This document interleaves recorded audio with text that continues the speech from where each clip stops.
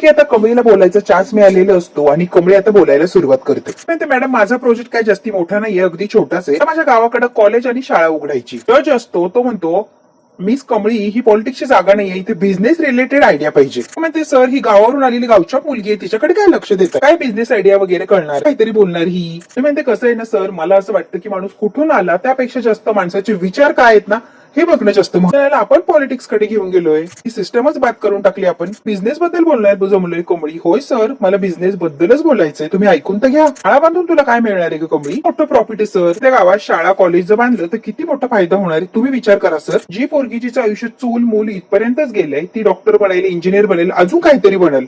ती पोरगी जर शेणानं घर सारवत असेल तर ती बिझनेस वुमन होऊ शकते ना. गुरं राखणारा पोरगा डॉक्टर होऊ शकतो. अहो शिक्षण आणि खूप काही होऊ शकतं. शिक्षण जर त्यांच्या दारात गेलं तर सगळंच काही मिळणार आहे. शिक्षण दारात नसल्यामुळे लांब कसं जायचं, प्रवास कसा करायचा, बाहेर कसं राहायचं, या सगळ्याच गोष्टींमुळे किंवा सगळ्याच अडचणींमुळे सगळे शिक्षणापासून लांब आहेत. आमच्यासारखा क्वचित एखादा येणार आहे की तो बाहेर येऊन शिकायची हिंमत दाखवत आहे ना सर. गुरं राखणं, शेणानं घर सारवणं, शेतात काम करणं यात कमीपणाचं काहीच नाहीये. बरोबर त्याला जर शिक्षणाची जोड मिळाली काहीतरी कारभार मिळेल की त्याच्या. तर कुणीतरी कधीतरी देशासाठी एखादं मेडल पदवी काहीतरी घेऊन येणार की. त्याचा कलेक्टर झाला एखादा तर नाव कोणाचं होणार, कारण देऊ ना तेवढी कमी आहे सर. किती प्रगती तर होतीये सगळ्यामध्ये, माझ्याचं सुद्धा मोठं काहीतरी काम होतंय. बरोबर आहे का सर. शाळा सुरू करायची म्हणजे इमारत उभं करायची असं नाही हो सर, तर मला माणसं घडवायची आहे. गावातल्या मातीचं निसर्गाचं ज्ञान त्यापासूनच असतं, यांना नवीन काही सांगायची गरजच पडत नाही. बरोबर शिक्षणाची जोड दिली न वस्त्र निवारासारखं शिक्षण सुद्धा मूलभूतच हक्क आहे आणि तो प्रत्येकाला मिळायला पाहिजे अशी माझी इच्छा आहे. तो मोफत मिळायला पाहिजे. त्यांनी येऊन शहरात शिकणं शक्य नाहीये सर. प्रत्येकाच्या आपापल्या अडचणी असतात. प्रत्येक जण येऊन शहरात कसं शिकेल सांगा बरं. इतक्या लांब येऊन कसं घरापासून दूर राहून कसं शिकू शकतो. भाडं सुद्धा देऊ शकत नाही, ते इथे येऊन काय शिक्षण घेणार आहे. त्यापर्यंत पोहोचायचं, त्यांच्या गावात जाऊन त्यांना शिक्षण द्यायचंय मला. ज्या गावापुरतं नाही तर महाराष्ट्रात प्रत्येक गावागावात जाऊन मला शाळा उभारायची. मुलं जरी शिकली नाही एवढ्यातून तरी पुष्कळ झालं, पण एक संधी दिली नाही याचं खूप मोठं समाधान आहे. ही संधी इथल्या शहरातल्या मुलांना प्रत्येक वेळेला मिळते, तशी गावाकडच्या मुलांना नाहीच मिळत. की मी प्रत्येक गावातल्या एक पोराला मिळावी यासाठी धडपड करणार आहे. आम्ही आमच्या महाराजांकडून शिकलो सर. छत्रपती श्री राजश्री शाहू महाराजांचा वारसा आहे, तो आम्हाला पुढे न्यायचा आणि मी तो नेण्याचा नक्कीच प्रयत्न करणार आहे सर. माझा आदर्श आहे तळागाळातल्या वेगवेगळ्या जाती धर्माच्या लोकांना गरिबांच्या शिक्षणासाठी खूप काही काही केले आपल्या महाराजांनी. त्याशिवाय कोणत्याच देशाची उन्नती झाली नाही आणि होणार पण नाही. हा इतिहास आहे. शिक्षण येतं सगळं आहे. वसतिगृह काढले, वेगवेगळे कायदे काढले. आई वडिलांनी पोरांना शाळेत घातलं नाही, त्यांना 1 रुपया दंड लावला. त्यांच्या शिक्षणासाठी तो काय काय केले महाराजांनी. असं काय बोललेली असते की सगळे फक्त कमळीचं बोलणंच ऐकत बसलेले असतात. नागपूर शहरात खूप खूप शाळा आहेत जे त्यांच्या बाई माणसांच्याच नावावर आहेत. त्या महाराजांचे विचार म्हणजे दूरदृष्टी आणि धाडसाचं काम होतं. महाराज म्हणजे रयतेचा राजा. ज्या महाराजांनी विचार ज्या मातीत रुजवले ना, विचार मला धाडसानं पुढे घेऊन जायचंय.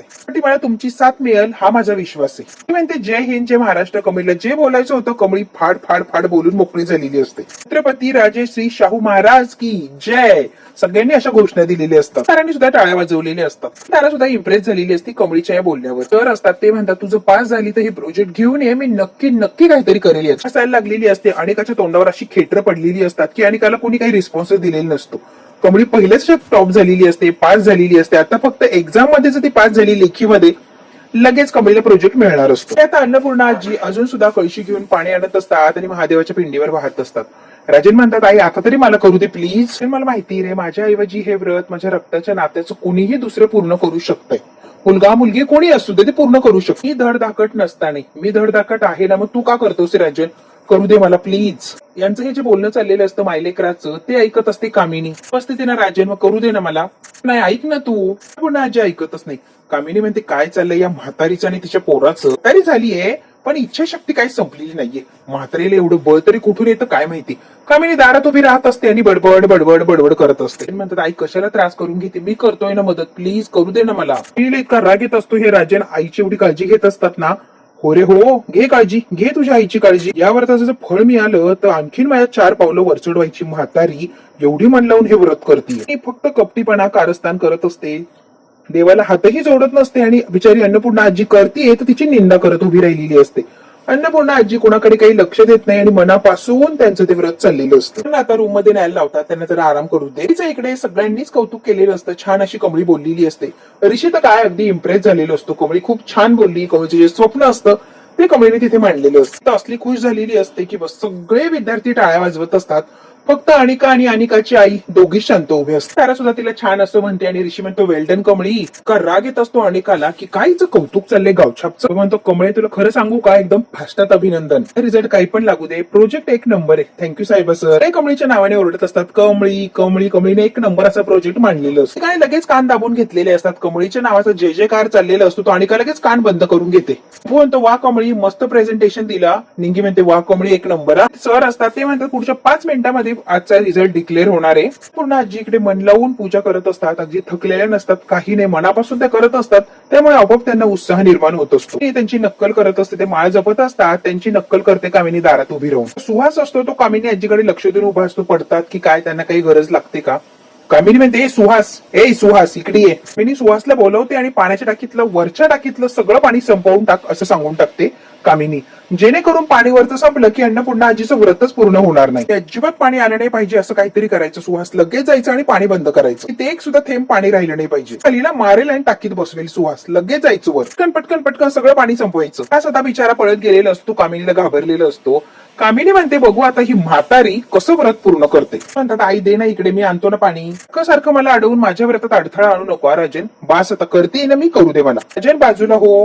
राजन बाजूला हो. सांगितलेलं कळतंय ना तुला मग आता बाजूला हो. आता अन्नपूर्णा आजी थोडेसे रागवलेले असतात कारण राजन काय ऐकत नसतात. उगाच काळजी करत बसलेले असतात. अन्नपूर्णा आजी म्हणते माझं मी करते नाही जमलं तू तुला सांगेन ना मी. तू आता बाजूला हो राजन. आता राजनला जबरदस्तीने ओरडून लांब केलेलं असतं आणि अन्नपूर्णा आजी परत पाणी आणायला चाललेलं असतं. ते आता गौरी सुद्धा पूजा करत असते. जसं गुरुजींनी सांगितलंय व्यवस्थित तसं नियम पाळून सगळं काही ती हे व्रत पूर्ण करणार असते. तिने थोडं थोडं करायला सुरुवात केलेली असते. बरं दिवा घेऊन गेलेली असते. बेलाचं पान घेऊन आलेली असते. आता पूजा करायला सुरुवात करते आपली गौरी. ती इकडे मन लावून अशी पूजा करत असते. तिने सुद्धा अन्नपूर्णा आजीसारखं व्रत करायचं ठरवलेलं असतं. तेही मनापासून आणि गौरी सगळं काही तसंच करत असते. कमळीला प्रत्येक कामात यश मिळू दे कोणती पण परिस्थिती असू दे सगळे रस्ते तिच्यासाठी मोकळे कर. सगळ्या अडचणी दूर कर. सगळं काही माझ्या कमळीसाठी व्यवस्थित आणि सुरळीत प्रवास कर. कोणती जरी बिकट परिस्थिती आली तरी त्या परिस्थितीत लढायची हिंमत दे. कृपादृष्टी सदैव माझ्या कमळीवर असू दे रे. तिने सुद्धा आता माळजप करायला सुरुवात केलेली असते. पुन्हा आजी आता इकडे पाणी बघता टाकीतलं तर पाणी संपलेलं असतं. पाणी काय येत नाही म्हणून अन्नपूर्णा आजी सारखा नळ चालू बंद करतात पण पाणी संपलेलं असतं. पण आजी म्हणतात पाणी संपलंय. राजन आता त्या सुहासला बोलवतो. काय रे कामं करतात की टाइमपास करतात. आता टाकीत पाणी नाही येतं पूजेसाठी पाणी कुठून आणायचंय. काय रे एक काम धड करता येत नाही. राजन इतका बोलत असतो त्या सुहासला बोलणे बसवलेले असतात त्या कामिनीने त्याला पाणी संपवायला लावलेलं असतं आणि बिचारा सुहास एकदा टार्गेट झालेलं असतं. म्हणते कशाला नोकर माणसांच्या तोंडी लागतोय राजन असू दे. ते त्याला राजन तू शांत बस. आता मक्कासारखा उभा नको राहू. टँकरने पाणी आलं तर पाणी येणार ना. टँकर बोलव जा पटकन. सुहास म्हणतो आईचं व्रत आहे नळाला पाणी नाही तिने काय करायचं. काय ही लोक कामं करतात. राजन फार चिडलेला असतो. राजनला काहीच कल्पना नसते की ही सगळं काही जे चाललंय कारस्थान ते आत्याच आहे. विसरूनच गेली बहिणीचं व्रत आहे नाही का. अरे रे रे खरंच राजन विसरले बरं. पाण्याने कशी ही व्रत पूर्ण करणार. अरे एक बाई येते आणि ती म्हणते सर चौकातल्या नळाला दिवसभर पाणी असतं. चौकातल्या नळाला सांगतेस मला. आई काय आता चौकातल्या नळावरून पाणी आणेल का. काय सांगते तुझं तुला तरी कळतंय का. राजन त्या बाईवरच चिडलेलं असतो. पण आजी म्हणतात हो राजन मी चौकात जाणार आणि पाणी भरून आणणार आहे. अन्नपूर्णा आजी कशी जरी प्रसंग असला तरी पण हार मानत नसतात. त्या लढतच असतात. कामिनीने कितीही डावपेच खेळू दे अन्नपूर्णा आजी काय थकत नसतात. तिने घरातलं पाणी संपवलेलं असतं पण अन्नपूर्णा आजी चौकात जाऊन पाणी आणायला तयार असतात. पूर्णा आजी तडक आता निघालेली असतात चौकात. राजन म्हणतात आई काही ऐक तू नको जाऊ फार ऊन आहे आणि तू गेली तुला त्रास वगैरे व्हायचा. आई नको जाऊ चौकात म्हणजे फार दूर होतोय आई प्लीज. अन्नपूर्णा आजी परत आता राजनला रागवतात. तुला किती वेळा सांगितलं रे का मध्ये मध्ये येतोय आणि मला अडवतोय. करू दे की माझं काम मला. राजन सारखं अन्नपूर्णा आजीला अडवत असतो. अन्नपूर्णा आजी म्हणतात तुला किती वेळा सांगितलं मध्ये मध्ये येऊ नकोस. का ऐकत नाहीये रे. करू दे माझं मला व्रत. मला काही व्हायला लागलेलं नाहीये आणि मला काही होणार पण नाहीये. चल माघारी. राजन आता शांत असं उभा राहिलेला असतो. कामिनी अन्नपूर्णा आजी गेटच्या बाहेर जातात. म्हातारे जा जा जा जागो म्हातारे बाहेर जा. पाय जेव्हा भासतील ना तेव्हा तुझी अक्कल जागेवर येईल. इतकं ऊन आहे ना नाही चक्कर येऊन त्या नळावर पडलीस तर काय म्हातारे तू आता पडणारच आहे. कामिनी मनातल्या मनात हे सगळे विचार बोलत असते. ती मला चक्कर येऊन तू पडणार म्हणजे पडणार. इकडे कॉलेजमध्ये नयनतारा बोलायला लागलेली असते. त्यांचे प्रेझेंटेशन बघितले आयडियाज ऐकल्या वेगवेगळ्या लोकांची वेगवेगळी मतं ऐकली. ऐकून झाल्यावर सगळ्यांच्या मनात एका विनरचं नाव आलं. फक्त एकाच विनरचं नाव आलं. सगळ्यांना अपेक्षित असतं की नयनताराने कमळीचंच नाव घ्यावं. तारा म्हणते कसं आहे ना बिझनेस म्हटलं की इन्व्हेस्टमेंट आली की रिक्स म्हटलं की प्रॉफिट सुद्धा पाहिजे. पैसा गुंतवायचा, पैसा वाढवायचा, मग प्रॉफिट कमवायचं, बिझनेस यालाच तर म्हणतात, बरोबर ना?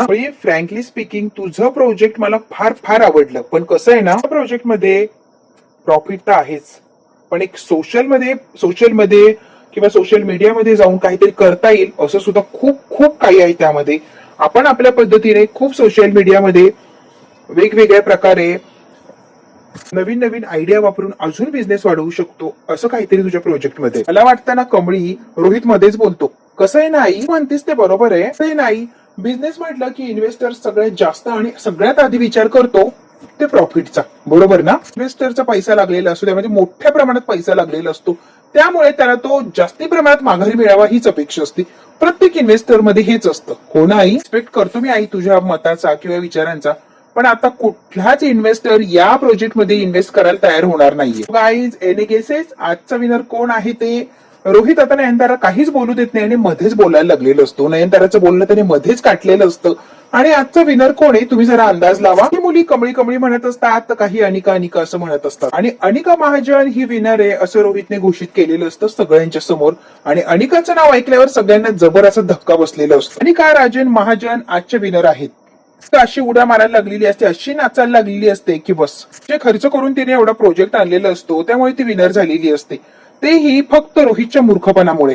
या निर्णयाला कोणीच मान्यता देत नाही, सगळे नाराज झालेले असतात. फक्त रोहितच एकटा अनिकाच्या बाजूने उभा असतो, बाकी सगळे नाराज झालेले असतात. रोहितने मुद्दामून केलेलं असतं. कमळीला आता अनिका खुन्नस देत असते की शेवटी अनिका जिंकली, कमळी हरली. पुन्हा आजी इकडे आता एवढ्या उन्हाचं चौकात जाऊन पाणी आणत असतात, रस्ते तापलेले असतात, वरून ऊन लागत असतं. अन्नपूर्णा आजीला एक तर उपवास असतो त्यामुळे काही खाल्लेलं नसतं. फार फार हाल होत असतात अन्नपूर्णा आजीच्या. अन्नपूर्णा आजीने सुद्धा चौकात जाऊन पाणी आणलेलं असतं. कामिनीने एवढे डावपेच खेळलेले असतात, सगळे डावपेच उधळून लावलेले असतात आणि चौकात जाऊन त्याने पाणी आणलेलंच असतं. तिने रस्त्याकडे डोळे लावूनच बसलेली असते की म्हातारी पडली म्हणून कधी निरोप येतो, कधी निरोप येतो. अन्नपूर्णा आजी स्वतः चालत आलेले असतात, तेही पाण्याची कळशी घेऊन. पण थोडी मारणारी ही म्हातारी, हीच का कळशी घेऊन? ठीक आहे म्हातारे, ठीक आहे ठीक आहे. आता कुठे 5 कळशा पाणी वाहिले, एवढ्या कळशा व्हायच्या आणखी चौकातून 21 कळशा पाणी कसं आणणारे बघतेच की मी एवढ्या उन्हात. म्हातारे पडणार म्हणजे पडणार तू. मी म्हणते म्हातारे मी बघतेच ग, कशी एवढ्या कळशा आणते एवढ्या उन्हाच्या, बघतेच बघतेच. आता आणि का इतकी इगोस्टिक असते की ती कमळीच्या जवळ आलेली असते तिला खुन्नस द्यायला मुद्दामून. हे गावछाप, तुला गावात शाळा काढायची होती ना, काढ काढ काढ काढ गावछाप, गावात शाळा काढ. तुझ्यासारखे एडछेप गावछाप सगळ्या काही छापछाप येणार त्यांना काळात त्याच शाळेमध्ये शिकवा. गावछाप कुठची लागली शाळेत, शाळा वगैरे काढायला लगेच बिझनेस वुमन झालं काय? काय विचार.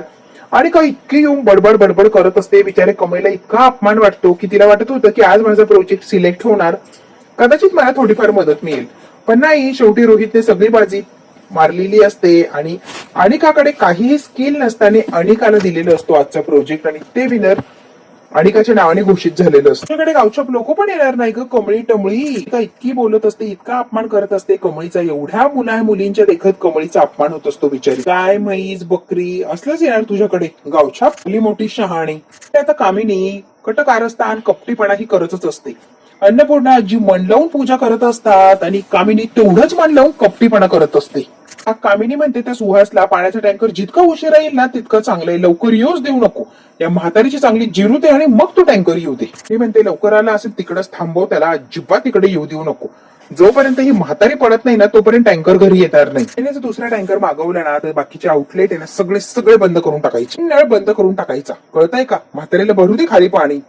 आम्ही इतकं षडयंत्र रचत असते, इतकं षडयंत्र रचत असते की बस. फार होतं नव्हतं तेवढं सुद्धा पाणी कामिनीने संपून टाकलेलं असतं. कामिनीचे हे नखरे कपटीपणा सगळं सगळं काही आजोबा डोळ्यांनी बघत असतात. लगेच पळत पळत आलेली असते. नाही नाही दादा दादा, सगळा प्लॅन ऐकला दादा तू? चिडलायस दादा माझ्यावर चिडलाय दादा तू? ते माझा खूप राग येतोय ना, काय करू आणि काही नाही असं झालंय ना. पण म्हाताऱ्या तू काहीच करू शकत नाहीये रे, येऊ दे माझा राग. शिवशिवत आहे का? हे म्हाताऱ्या हा शिवशिवत आहे तुझे? म्हणत असतात की तुला बघून घेणार. कामिनी बाबांना बोलता येत नसतं, फक्त बाबा बोटाने खुणावत असतात. मारावंसं वाटतंय ए म्हाताऱ्या, मारावंसं वाटतंय का मला? अरे मार मार मार मार मला मार. माझ्या दादाला बरं करण्याचं बळ देते, उठ तू आणि मला मारच. अरे उठ रे म्हाताऱ्या आणि मार रे मला. इतकं टॉर्चर करत असते आजोबांना, इतकं टॉर्चर करत असते. आला मोठा मिजाशी. चरबी आली काय म्हाताऱ्या? बंद केलेत नळ मी. म्हाताऱ्या काय करता येतंय ना कर, मी पाणी येऊ देणार नाहीये खाली. मी कबूल करते, मी नळ बंद केलेले, तुझ्या बायकोला पूजा करूच द्यायची नाहीये म्हणून मी पाणी बंद केले. म्हाताऱ्या कुणाला जाऊन सांगायचंय लगेच जाऊन सांग. तिचं व्रत पूर्ण होणार नाही यासाठी मी धडपड करणार म्हणजे करणारच. एक कळशी घेऊन चालली तुझी बायको. ती म्हणते अरे तू 2-2 कळशी आण आणि कर की तिला मदत. अरे जा जा म्हाताऱ्या, 2-2 कळशीने पाणी आणून तुझ्या बायकोला मदत कर की. मी म्हणते मी काय म्हणते माहिती का, तिला कळशीने पाणी आणून आणून तिला मेली पाहिजे. पाणी वाहून वाहून वाहून ती म्हातारी मेली पाहिजे. मी काय म्हणते म्हाताऱ्या, तू पण जाऊन मरतोस का? जा जा जा, दोघे पण मरा. मी नाही म्हणते म्हाताऱ्या, त्या म्हातारी बरोबर जा, तू पण पाणी वाहा आणि मरून जा. दोघे मेलं ना की छान होणार, म्हणजे पूजा कशी सफल होणार ना. जा म्हाताऱ्या मर. मी नाही म्हणते तुम्ही दोघं पण मरा.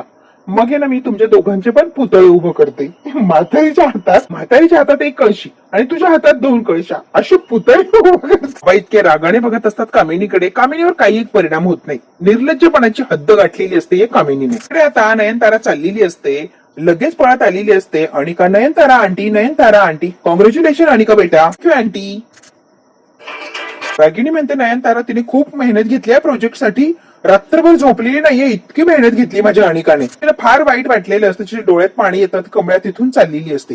ऋषी म्हणतो कमळी लगेच थांबते आणि ऋषी सुद्धा पळत तिच्याकडे गेलेलं असतं. ठीक आहेस कमळी, इस ओके. आता कमळीला जवळ घेतलेलं असतं. एवढ्याशा गोष्टीवर मूड ऑफ करून घेऊ नको कमळी, इस ओके. काय म्हणते बघ की तिकडे, आई बघ की. आता नयनतारा रोहित सगळेच बघायला लागलेले असतात.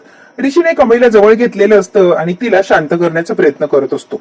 आणि का मुद्दा म्हणून आता नयनतारा दाखवते की ऋषी काय करतोय कमळी सोबत बघा जरा. आता नाराज झालेली असते आणि निघून जाते. निंगी म्हणते सर. तारा ऋषीला आवाज देते. ऋषी ऐकत नाही आणि हसून कमळीच्या मागे निघून गेलेलं. तारा त्याने तुझा आवाजच ऐकला नाही, बघ तो गेलाय निघून. आता परत पळत आलेली असते बाहेर. अन्नपूर्णा आजी पाणी वाहत असतात एवढ्या उन्हाचं.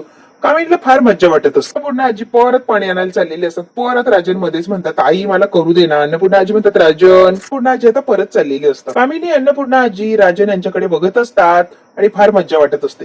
राजनचा जीव तिळतिळ तुटत असतो. अन्नपूर्णा आजी मनापासून व्रत पूर्ण करण्यासाठी झगडत असतात आणि कामिनी त्यांचं व्रत पूर्ण होऊ नये यासाठी मरत असते. काय काय कारनामे करत असते. मी म्हणते म्हातारी काय थांबायचं नाव घेत नाही, काहीतरी करून या म्हातारीला थांबवायलाच लागणार. राजन म्हणतात आई काय थांबत नाहीये, मला काहीतरी करायला लागणार आणि या थांबवायला लागणार आहे. मी आता क्रूरपणाची हद्द गाठलेली असते. सुहासला म्हणते तेलाची बाटली घ्यायची. अन्नपूर्णा आजी बाहेर गेली, ती परत येईल, तिच्या पूर्ण रस्त्यावर तेल टाकायचं की घसरून म्हातारी पडलीच पाहिजे. मी सांगितलंय म्हटल्यावर सुहास लगेच चाललेलं असतं. मी हे ऐकलेलं असतं. बाबांना टेन्शन आलेलं असतं. अन्नपूर्णा आजी पडली तर काय व्हायचं आता. त्यांना खूप टेन्शन आलंय. बघू आता अन्नपूर्णा आजीला कोण वाचवणार. अन्नपूर्णा आजीचं पडल्या तर व्रत अधुरं राहणार की राजन म्हटलेत की ते असे ऐकणार नाही, काहीतरी करतो. मग राजन स्वतः अन्नपूर्णा आजीच्या मागे जाणार का आणि व्रत पूर्ण करणारच का. मित्रांनो हे जर बघायचं असेल तर बघायला लागणार आपल्याला पुढचा भाग.